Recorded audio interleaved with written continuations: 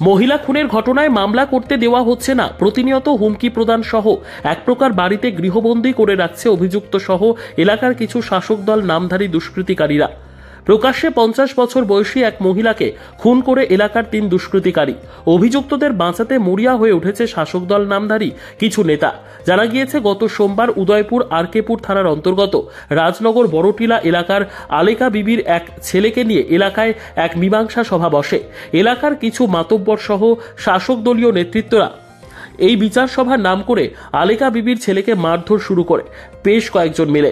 ছেলেকে বাঁচাতে ছুটে আসে মা আলেকা বিবি, আর তখনই ঘটে বিপত্তি। তখন একই এলাকার দুলু মিয়া, সফর আলী ও মুনাফ মিয়া নামের 3 দুষ্কৃতিকারী মিলে ওই মহিলাকে মারধর শুরু করে। দুষ্কৃতিকারীদের আক্রমণে ঘটনাস্থলে প্রাণ হারায় আলেকা বিবি। ঘটনার পর এলাকা জুড়ে শুরু হয় তীব্র উত্তেজনা।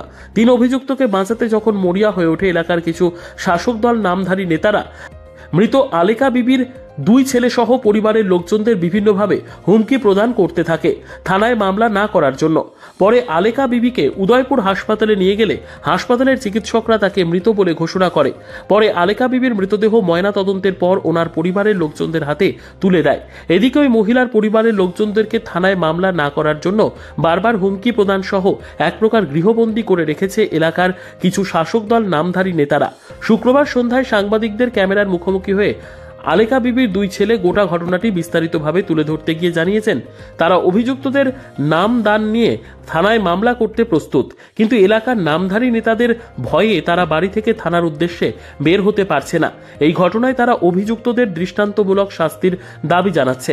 এলাকায় মহিলা খুনের ঘটনাকে ধামাচাপা দেওয়ায় অভিযুক্তদের আশ্রয়দাতাদের বিরুদ্ধে তীব্র সমালোচনার ঝড় বইছে গোটা এলাকা জুড়ে।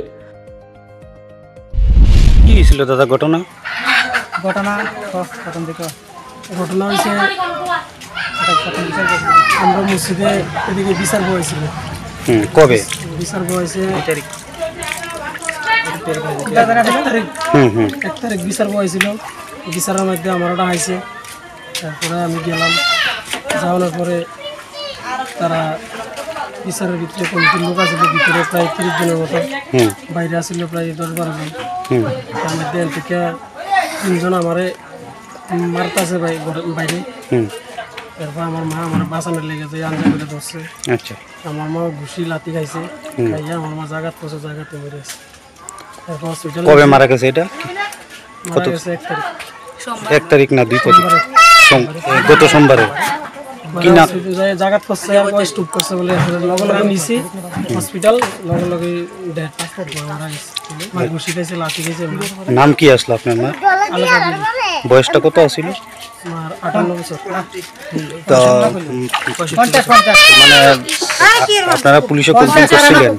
পুলিশে কমপ্লেইন করছি না, 50 লাখ আমি ডাক্তার করছে পোস্টমর্টম করাইবো, মারে কাটা ছিলবো যাতে আরে পোস্টমর্টমের পরে ওই পোস্টমর্টম করাইবো। শালা একটা কথা এটা কো। আচ্ছা, কেউ কি মানে মামলা না করার লেগে কি কেউ হুমকি টুমকি দিছে? হ্যাঁ, হুমকি বলতে তারা সবাই নিষেধ করছে, কমিটির লোক সবাই। টাকাটুকু সাথে আমরা না করতে কয় তোমরা টেস্ট করো না, বিচার করে আমরা সত্য বিচার করে দেবো। আমরা কইছি বিচারে তো আমার মা মারা গেছে, তাহলে আমি কি বিচার এক বিচারে যায় সেটা আমার মা জেতা মানুষ, জোয়ান মানুষ। আমার কারা মারছে তার নাম কি? নাম হলো একজন দুলু মিয়া, আরেকজন মুনাফ মিয়া, আরেকজন আছে তাদের লগে সফির মিয়া। আচ্ছা, কি করে তারা? তারা একজন রাবার কাটে, আরেকজন বাড়িতে বিদেশ থেকে আইছে, আরেকজন রাজ্যকালী কাজ করে। এই এলাকাটার নাম কি? রাজনগর বটটিলা। আচ্ছা, কোন থানার আন্ডারে পড়ছেন আপনারা? এটা আরকেপুর থানা। আরকেপুর মহিলা থানা থাকে। আপনারা কি চাইতেছেন এখন বিষয়টা? আমরা চাইতেছি আমরা এই বিষয়টা আমরা আমার মা ভালো মানুষ মেরে লেছে। তারা আমার মার বিচার, তারা একবার কমিটি বিচার করে আমার মারে মেরে লেছে। আমি এই কমিটির কাছে বিচার দিলে আমার মার বিচার হতো না। আমি ন্যায্য বিচার চাই আমার মার, যাতে তারা সাজা পায়। তারা বুঝুক যাতে একজন মানুষ মেরে নিলে একটা মা একটা ছেলের থেকে কাইরা নিয়ে গেলে কিরকম লাগে তারা এটা বুঝতে হবে। আমি এরকম ন্যায্য বিচার চাই।